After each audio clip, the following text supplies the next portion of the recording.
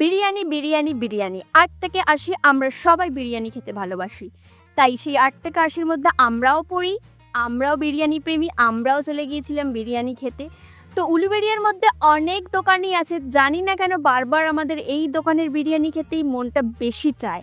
এছাড়াও অনেক দোকানের খেয়েছি, বলব না যে খাই না। যখন যেখানে সম্ভব তখন সেখানে খাই। বাট বিরিয়ানি বাজার বিরিয়ানিটা আমরা একটু বেশিই খাই, জানি না কেন।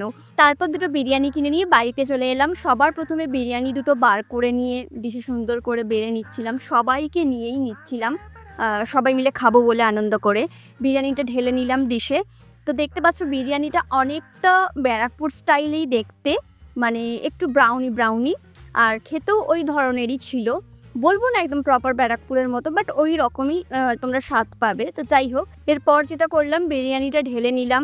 তো নর্মালি যেরকম সব দোকানেই দেয় বিরিয়ানি তো থাকেই, তার সাথে হচ্ছে তোমার একটা আলু ছিল, চিকেনের একটা পিস ছিল, বাট ডিম ছিল না, স্যালাড ছিল।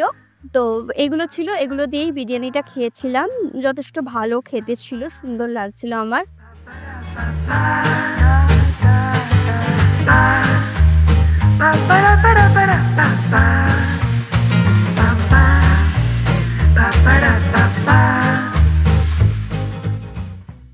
বিরিয়ানির প্রাইসটা ছিল ১০০ টাকা।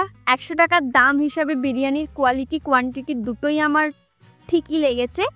আর উলুবেড়িয়ার বিরিয়ানির মধ্যে তোমাদের কোনটা বেস্ট সেটা অবশ্যই কমেন্টে জানিও। আর উলুবেড়িয়ার মধ্যে তোমাদের কোন দোকানের বিরিয়ানিটা ভালো লাগে সেটা অবশ্যই কমেন্টে জানিও।